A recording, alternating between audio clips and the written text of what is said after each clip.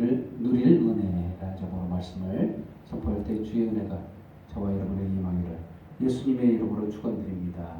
아멘.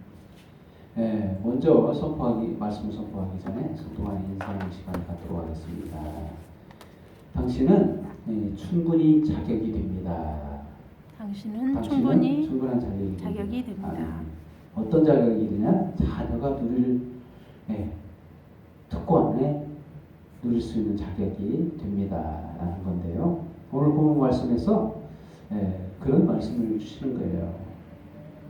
우리에게 하나님이 사실상 우리가 하나님을 흡족시킬 만한 어떠한 공로가 있는 것도 아니에요. 구원받을 만한 대단한 공로를 세운 것도 아닌데 하나님께서 그의 뜻대로 우리를 부르사 하나님의 자녀로 삼은 것은 그러면서 너는 가만히 있어라 내가 다 하마 이러면 사실상 참 어떻게 보면 분명의 입장으로서 그렇게 할 수도 있죠. 그런데 그런 게 아니고 하나님께서는 또 다른 우리에게 특권에 대해서 설명하고 있는데 자녀는 직분이 있다 이렇게 말씀하고 있어요. 참 이상한 말씀이죠. 원래 하나님의 만족시킬 수 없는 자녀인데 넌 가만히 있으라 이렇게 하는 게 맞잖아요. 보통 그러면 세상 부모들도 그러잖아요. 이게 능력이 안 되면 넌 가만히 있어 내가 다 하마 이렇게 하는 게 통상적인 세상 이치로 봤을 때 그러잖아요. 그래서 부모가 다 해주다 보면 어떻게 되냐 자녀는 성장을 못해요. 믿음이 성장을 못하고 정말 마모모이처럼 다 해줘야 되는 어린아이처럼 이게 성장을 못합니다. 그래서 하나님도 그래서 우리에게 일을 맡기셨다는 거예요. 일을 맡기셨는데 중요한 일을 맡기셨어요. 사실 하나님이 구원하는 거에 전부 다 관여를 하세요. 인간이 안 한다고 해서 우리가 안 한다고 해서 구원 역사가 멈춰지는 건 아닙니다. 그런데 일을 누구랑 일하시냐? 하나님의 자녀들과 일을 하셔요. 이게 참 특별한 경우인데 일을 흡족하게 못하는 인간을 통해서 하나님이 일하신다. 이게 참 말이 안 되는 일인데 그래도 부족한데도 하나님이 인간을 통해서 일하신다. 그래서 직분을 주셨다 이런 말을 하죠. 직분을 뭔 직분을 주셨나 했더니 오늘 본문 말씀에서 화목의 직분을 주셨다. 첫 번째로 화목의 직분을 주셨다는 거예요. 하나님의 자녀가 누릴 은혜 첫 번째가 하나님께서 우리에게 일을 맡기셨다. 이게 좀 일을 안 맡겨버리고 넌 그 모양 그 꼴밖에 안 돼. 너는 안 돼. 그러니까 너는 가만히 있어. 이렇게 말해야 우리의 참 수준이 그 정도밖에 안 되잖아요. 그래서 너는 가만히 있어. 이렇게 해야 되는 상황인데도 불구하고 하나님께서는 그러지 않으시고 부족한 우리들을 통해서 무슨 일을 하시냐? 화목의 직분을 이루신다. 화목의 직분이 도대체 무엇인가? 사실 인간과 하나님의 관계가 단절된 이유는 끊어진 이유가 있죠. 그건 다 아시듯이 죄 때문이다라는 거 알 거예요. 이 끊어졌어요, 관계가. 이 관계를 회복해야 되잖아요. 회복하려면 죄의 대가를 지불해야 돼요. 죄의 대가를 지불하신 예수 그리스도를 통해서 우리가 구원을 받게 되죠. 그것을 믿음으로써 우리는 구원을 받잖아요. 그럼에도 불구하고 이렇게 큰 하나님의 특별하고 기이한 일하심을 통해서 우리를 구원하셨음에도 불구하고 이걸 전하는 사람이 없다. 아무도 전하는 사람도 없고 알고 있는 사람도 없고 말하는 사람도 없다면 어떻게 되겠어요? 아무리 우리에게 큰 역사를 베푸셨음에도 불구하고 우리에게 선물로 주신 이 구원이 받을 사람이 없다면 어떻게 되겠습니까? 불행하게 되겠죠. 사람들은 구원을 못 받고 멸망 가운데 그대로 있을 수밖에 없는 거죠. 그런데 이 직분을 하나님이 우리에게 뭔 직분을 주셨냐면 전하라. 이 화목에 대해서 전하라. 이 복음에 대해서 전하라. 하나님께서 큰 구원을 우리에게 베푸셨다. 너도 믿고 하나님의 자녀가 될 수 있다는 것을 전하라는 거예요. 이게 복음이잖아요. 이게 바로 화목의 직분. 하나님께서 이제는 끊어진 관계를 이제 예수 그리스도를 통해서 다 받았으니, 용서했으니, 대가를 받았으니 우리 화목하자, 이제 함께하자, 이렇게 한 거라는 거예요. 이것을 전하라는 거예요. 이 하나님의 뜻을 우리가 믿지 않는 자들에게 전하라, 말하라. 이게 바로 화목의 직분을 맡기셨다는 거예요. 우리에게. 본문 고린도후서 5장 18절 말씀 한번 읽어보겠습니다. 어떻게 나와요? 모든 것이 하나님께로서 났으며 그가 그리스도로 말미암아 우리를 자기와 화목하게 하시고 또 우리에게 화목하게 하는 직분을 주셨으니 누구를 통해서? 예수 그리스도를 통해서 화목하게 하셨다. 그렇습니다. 이런 우리가 이제 화목한 관계가 되었잖아요. 하나님과. 하나님 앞에서 웃을 수 있는 관계가 됐어. 기뻐할 수 있는 관계가 됐다. 하나님 앞에 서 있을 수 있는 관계가 됐어. 이제 이것을 나만 누리지 말고 아직도 모르는 자에게 전하는 직분이 우리에게 남아 주셨다는 거예요. 우리에게 같이 기뻐하자는 거예요. 너만 기뻐하지 말고 같이 기뻐하자, 우리. 그래서 이것을 맡기셨다. 그러면서 19절 말씀에 이렇게 말씀하고 있죠. 곧 하나님께서 그리스도 안에 계시사 세상을 자기와 화목하게 하시며 그들의 죄를 그들에게 돌리지 아니하시고 화목하게 하는 말씀을 우리에게 부탁하셨다. 부탁. 우리에게 부탁하셨다는 거예요. 응? 안 부탁해도 하나님 혼자서 능력이 많으시니 자기가 구원할 백성은 자기가 구원하실 수 있는 능력이 됩니다. 우리 사용 안 해도 될 그런 분이세요. 우리 능력이 안 되기 때문에 우리에게 맡기실 만한, 그렇죠. 근데도 불구하고 맡기셨다. 부탁하셨다. 이런 말 쓰셨어요. 부탁했다. 하나님의 능력이 안 돼서 우리에게 부탁했는가? 그건 아니라는 거예요.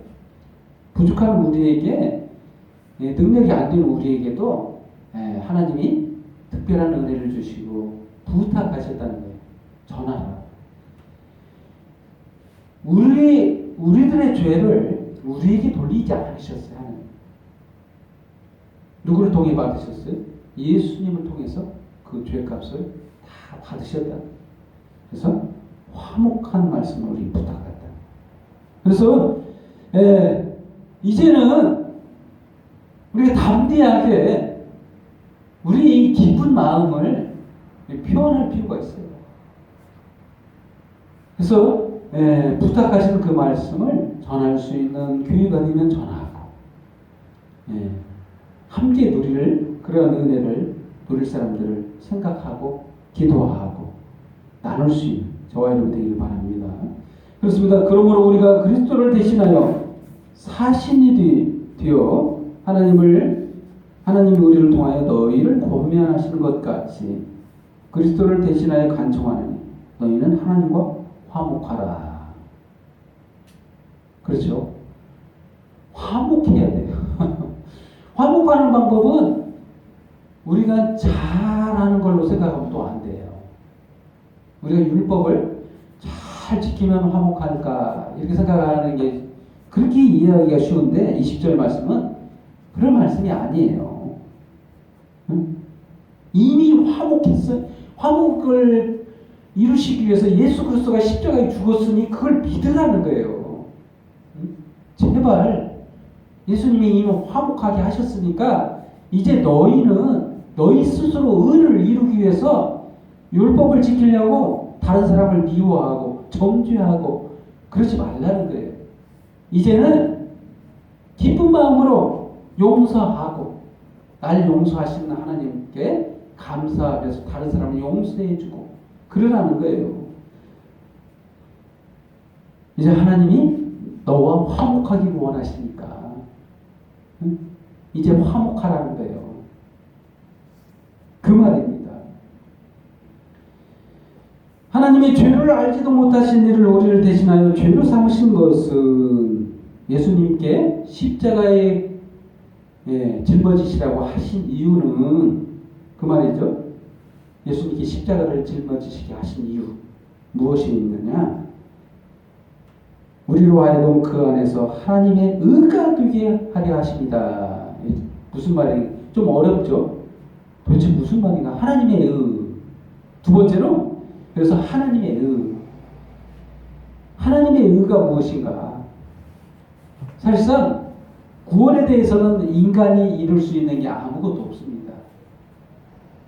구원받는 공로를 세울 수 있는 분은 이 세상에 아무도 없다. 우리가 구원받으려면 하나님의 의가 필요해요. 하나님의 공로. 그래서 이게 하나님의 의라고 나와 있잖아요. 주의 공로가 필요해요. 인간의 공로가 필요한 게 아니라 구원을 이루기 위해서는 하나님의 일하심이 필요해요. 하나님의 일하심을 통해서 의를 이룰 수밖에 없는 거예요. 인간은 율법을 하나님이 흡족할 수 있는 정도까지 우리가 율법을 지킬 수가 없어요. 인간이 할 수 있는 게 아닙니다. 구원을 이루는 것은 하나님의 의가 필요하다는 거예요. 하나님의 공로, 하나님의 일하심이 필요한데 바로 그게 하나님의 의예요. 하나님의 의는 뭐냐면 돌려 말할 필요 없이 십자가의 공로를 말하는 거예요. 내 대신 십자가에서 나의 죄값을 짊어지셔야만이 가능한 의예요. 그래서 이것을 행하셨잖아요. 2000년 전에 예수님이 이 땅에 오셔서 나의 죄값을 지불하셨어요. 여러분의 죄값도 지불하셨어요. 대가를 지불했다. 이게 하나님의 공이에요. 하나님의 공로. 인간의 의가 아니에요. 하나님의 의. 오늘 본문 말씀에서 21절 말씀처럼 이렇게 말씀하고 있어요. 하나님의 죄를 알지도 못하신 이를 우리를 대신하여 죄로 삼으신 것은 우리로 하여금 그 안에서 하나님의 의가 되게 하려 하십니다. 완벽하게 우리가 의인 되게 할 방법은 딱 한 가지. 예수님 공로뿐이다. 예수님이 나 대신 죄값을 지불할 방법밖에 없다. 라고 말하고 있는 겁니다. 그래서 저와 여러분은 어떻게 됐어요? 의를 이뤘어요. 이미. 저와 여러분이 예수 그리스도가 나를 위해서 십자가에 죽어주심을 믿는 그 순간 우리들은 의가 하나님의 의가 되어서 나의 공로는 없고 하나님 의가 나를 의롭게 만들었다는 거예요. 나를 깨끗게 하셨다. 그래서 나는 화목하게 되었다는 거예요. 하나님과. 이게 하나님의 자녀가 누릴 수 있는 은혜예요. 하나님의 자녀만 누릴 수 있는 은혜. 특권이고 정말 죄가 없는 거예요. 이제 지금 현재 잘못하고 있는 죄 있다고 할 수 있잖아요. 우리가 아무리 은혜를 받았다고 해도 또 한순간 바로 죄를 짓잖아요. 나중에 또 미래에 또 죄를 질 수밖에 없는 인간이잖아요. 이러한 죄인인 우리들이 어떻게 의를 얻을 수가 있는가? 그것은 영원하신 예수 그리스도가 나를 위해서 영원한 한 제사를 드렸기 때문에 가능한 거예요. 그래서 과거, 현재, 미래의 죄가 모두 다 사해졌다. 고의적으로 우리가 죄를 지으면 되겠네? 이렇게 설명하면, 이렇게 이해하면 또 안 돼요. 그럼, 논리적으로 보면 우리가 그런 죄를 지면 안 되지만 우리는 또 약하기 때문에 어쩔 수 없이 또 죄를 질 수밖에 없어요. 그런데 그런 죄까지도 다 용서하셨어요. 그래서 우리가 고의적으로 짓는 이 죄는 윤리적이고 도리적인 그런 개념으로 이해하셔야 돼요. 이것은 인격적으로 예수님을 모독하는 일이에요. 고의적으로 짓는 죄. 그래서 이 고의적으로 짓는 죄는 삼가하셔야 돼요. 용서는 하시겠지만, 용서는 받을 수 있겠지만 회개를 해야 되겠죠. 그런 죄. 정말 하나님의 의가 되게 하십니다. 근본적인 목적은 저와 여러분의 윤리적인 의를 이루려고 하는 게 아니라는 거예요. 하나님의 의를 통해서 우리가 완전한 의에 들어가도록 예수님이 우리를 위해서 십자가에서 죽어주셨다는 거예요. 이게 바로 하나님의 의. 하나님의 의를 우리가 누릴 수 있는 거예요. 하나님의 자녀가. 얼마나 큰 특권입니까? 하나님의 은혜가 아닐 수 없죠. 그렇습니다. 6장 1절에 그래서 고린도후서 6장 1절에 우리가 하나님과 함께 일하는 자로서 너희를 권하노니 하나님의 은혜를 헛되이 받지 말라. 여기서 동역자 그런 의미가 나왔죠. 어떻게 하나님과 같이 일할 수 있어요? 수준이 하나님과 똑같을 때만 동역자가 되죠. 동업자가 어떻게 돼요? 우리가 사업을 할 때 동업자 되려면 격이 똑같아야 되잖아요. 같은 수준, 같은 배분을 투자해야만이 같이 일할 수 있잖아요. 근데 하나님께서 우리를 동역자로 삼으셨다. 이게 자녀가 누릴 수 있는 특권이다. 응? 6장 1절에 우리가 하나님과 함께 일하는 자, 하나님과 함께 일한다. 이 놀라운 일. 뭐 대단한 일을 하면 하나님의 일을 하는 것처럼 우리가 생각할 수 있죠. 그런데 그거 아니에요. 하나님께서 나에게 베푸신 이 구원의 은혜를 나 이렇게 하나님께서 구원하셨어. 내 공로가 아무것도 없는데 불구하고 예수 그리스도의 공로를 통해서 믿는 자에게 주시는 은혜가 나에게 있다. 이것을 전하라는 거예요. 이게 하나님의 직분, 하나님께서 우리에게 맡기신 직분, 화목계의 직분을 말하는 거예요. 너희를 권하느니 하나님의 은혜를 헛되이 받지 마라. 이 은혜를 헛되이 받지 마라. 다시 자기의 의를 세우지 말라는 거예요. 자기의 의, 자신의 의, 하나님의 의를 세우라는 거예요. 그렇습니다. 은혜 받을 때다. 2절 말씀. 내가 은혜 베풀 때에 너희 듣고 구원의 날에 너를 도왔다 하셨습니다. 보라 지금은 은혜 받을 만한 때요. 보라 지금은 구원의 날이로다. 이렇게 말하는 거예요. 그래서 이제는 나의 공로를 통해서 구원 얻을 때가 아니라 예수의 공로, 하나님의 공의를 통해서 구원 받을 때이기 때문에 은혜 받을 때라는 거예요. 구원 받을 만한 때다. 좋습니다. 이러한 직분을 우리에게 맡기셨고 우리가 꺼리낌이 없기 때문에 사도 바울은 모든 것을 하나님의 일꾼으로서 스스로 자천해서 많이 견디고 환난과 궁핍과 고난과 매맞음과 갇힘과 난동과 수고로움과 자지 못함과 먹지 못함 가운데서 깨끗함, 지식, 오래 참음, 자비함과 성령의 감화, 거짓 없는 사랑, 진리의 말씀, 하나님의 능력으로 의무를 가지고서 욕됨과 영광과 욕됨으로 그랬으며 악한 이름, 아름다운 이름으로 그랬느니라. 그렇습니다. 지금까지 사도 바울이 걸어왔던 길을 설명하면서 내가 왜 그렇게 살았는가? 나는 바로 화목의 직분을 가지고 있기 때문에 그렇게 하는 거야 라고 설명하고 있는 겁니다. 기쁘게 하고 있는 거라는 거죠. 매를 맞으면서 어떻게 기뻐할 수 있어요? 욕먹으면서 어떻게 기뻐할 수 있어요? 다 그게 뭐 때문에 그러냐면 화목의 직분을 하나님께서 나에게 맡기셨다는 거예요. 이 기쁨을 누릴 수 있는 자는 정말 복음에 대해서 아는 자예요. 하나님께서 나에게 하나님과 동동으로 여기시는구나. 어떻게 동업자로, 어떻게 동역자로 같이 일하게 하시는가. 이걸 깨달은 자만이 그 일을 행할 수 있는 거예요. 복음을 안 자가 그걸 복음을 전할 수 있는. 아까 말했듯이 아니 하나님께서 나 대신 그러한 큰 기이한 구원을 행하셨는데 그 사실을 나만 알고 다른 사람 모르면 나만 구원받고 그렇다는 거예요.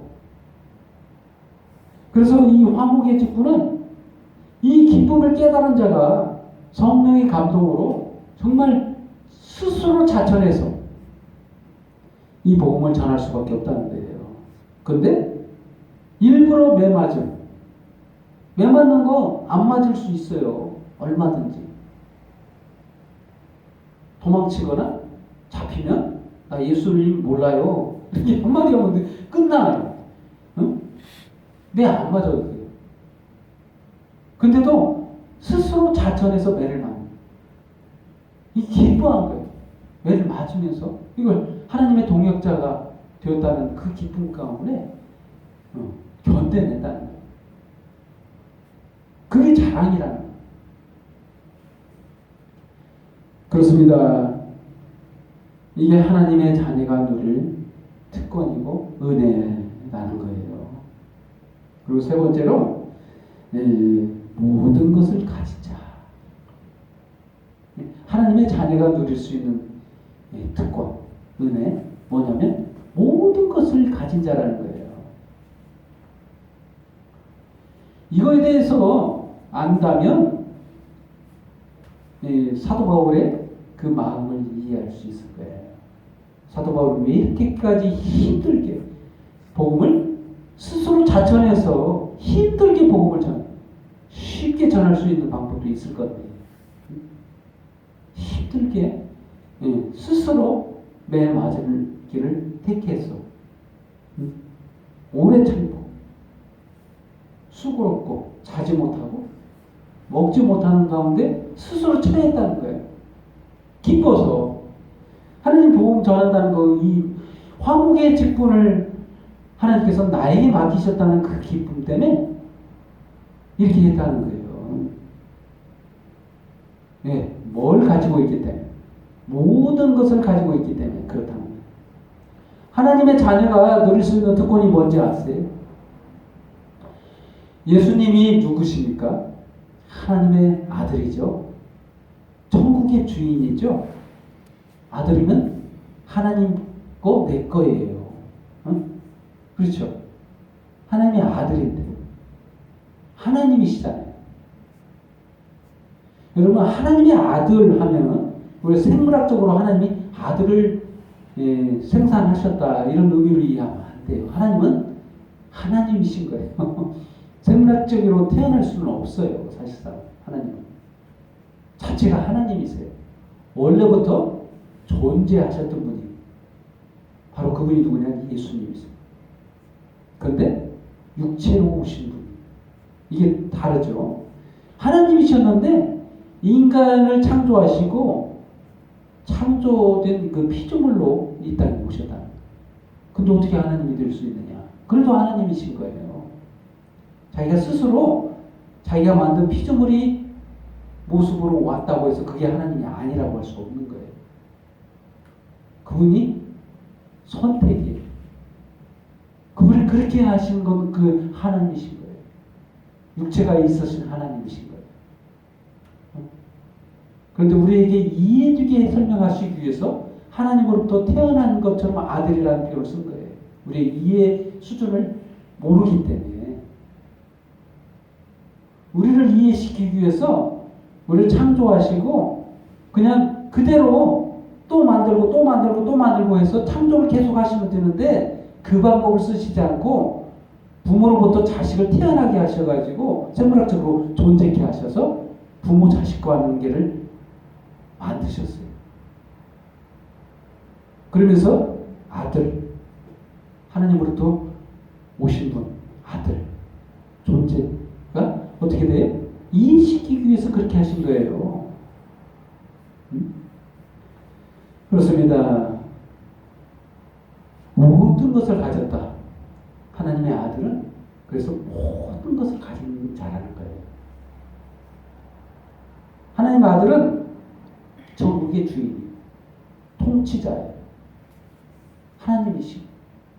그럼 예수님이 나 대신 십자가에 죽어주셨다. 뭐 때문에? 모든 것을 주시기 위해서.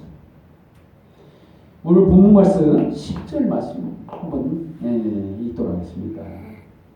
근심하는 자 같으나 항상 기뻐하고 가난한 자 같으나 많은 사람을 부유하게 하고 아무것도 없는 자 같으나 모든 것을 가진 자로다. 이렇게 말씀할 수 모든 것을 가진 자다. 9절 말씀 무명한 자 같으나 유명한 자요 죽은 자 같으나 보라 우리가 살아있고 징계를 받는 자 같으나 죽임을 당하지 아니하고. 이렇게 말할 수 있었던 이유가 뭐예요? 하나님의 아들이기 때문에 그렇다는 거예요. 근데 하나님의 아들만 그런 게 아니고 이 지금 이렇게 말씀하는 거는 저와 여러분에 대해서 하신 말씀이에요. 우리가 모든 것을 가진 자다. 왜 이렇게 됐는가? 하나님의 공로 안에서 우리들은 하나님의 공로를 통해 예수 그리스도를 믿는 자는 모두 다 하나님의 자녀로 삼아 주셨어요. 그래서 저와 여러분도 동일하게 하나님의 아들이 누릴 수 있는 권리가 똑같이 주어진다는 거예요. 예수님이 누리는 권리 우리에게 있다. 특권 우리에게 있다. 그럼 뭐예요? 천국의 주인이라. 모든 것을 주인이 되었다는 거예요. 그 말이에요. 그래서 다 가진 자예요. 이걸 깨닫는 자는 이렇다는 거예요. 9절 말씀과 10절 말씀처럼 그렇다는 것을 깨닫는 거예요. 우리 현재 지금 무명해요. 누가 알아주는 사람 없습니다. 연예인도 아니고 모르잖아요. 주변 사람 몇 사람 아는 것뿐이잖아요. 이런데도 유명한 자가 되었다. 하나님의 자녀라는 거예요. 하나님이 기억하시는 자라는 거예요. 생명책에 기록된 자라는 거예요. 누가 알아줘야 유명한 자예요? 세상 사람들이 알아줘야 유명한 자죠? 아니죠. 근데 하나님이 알아줘야만이 유명한 자가 되는 거예요. 생명책에 기록된 자, 생명책에 기록이 안 된 자. 성경에 이름 없는 자가 있고 이름을 기록한 자가 있어요. 왜 그렇게 표현했을까요? 하나님의 자녀를 이름을 불러요. 항상 하나님은 자녀의 이름을 불러요. 아시기 때문에. 그러나 자녀가 아닌 자는 이름을 거론하지 않습니다. 이름이 없어요. 그게 특징입니다. 성경을 읽을 때 보면. 그렇습니다. 그래서 유명한 자 같으나 무명한 자 같으나 유명한 자요. 죽은 자 같으나 보라 우리가 살아있다. 산자가 누구입니까? 바로 예수 그리스도의 생명이 있는 자가 살아있는 자죠. 믿음이 있는 자가 살아있는 거예요. 징계를 받는 자 같으나 죽임을 당하지 않는다. 우리의 육신이 죽을지라도 우리가 죽은 게 아니죠. 정말 살아있는 생명이 뭡니까? 예수 그리스도의 생명이 있는 자가 살아있는 자예요. 왜 그러죠? 영원하신 분의 생명을 가지고 소유한 자이기 때문에. 뭘 소유해야 됩니까? 우리가 끝까지 소유해야 될 것은 뭐냐? 버리지 말아야 될 것은 뭐냐? 예수 그리스도의 생명이에요. 다른 것은 버려도 그 믿음은 버리지 마십시오. 근심하는 자 같으나 항상 기뻐하고 가난한 자 같으나 많은 삶을 부유하게 하고 아무것도 없는 자 같으나 모든 것을 가진 자다. 우리 현재 모습이 없는 것 같은데 우리는 모든 것을 소유한 자예요. 아멘? 그렇습니다. 하나님의 자녀가 누릴 권리, 하나님의 자녀가 누릴 은혜는 바로 이거예요. 뭐가 최고인지 아세요? 어떤 권력이 제일 좋습니까? 세상 권력, 대통령이 최고의 권력이라고 우리가 생각하죠. 세상에서는. 그러나 본질적으로 누구의 대통령의 아들 얼마나 많은 것을 특권을 누리죠? 대통령만 돼도 그러는데 대통령보다 더 대단하신 하나님의 자녀가 됐다는 거. 이게 특권인 거예요. 목사가 되면 특권입니까? 장로가 되면 특권을 누려요? 권력을 누립니까? 이것은 자랑할 게 아니에요. 대통령이 된 것도 자랑할 게 아니에요. 이 세상 모든 것들은 자랑할 게 아닌데 딱 한 가지를 자랑하셔야 되는데 하나님의 자녀가 됐다는 것을 자랑해야 돼요. 왜? 모든 것을 주인이기 때문에. 아멘? 그렇습니다. 오늘 이 본문 말씀은 당신이 그 주인공이라는 거예요.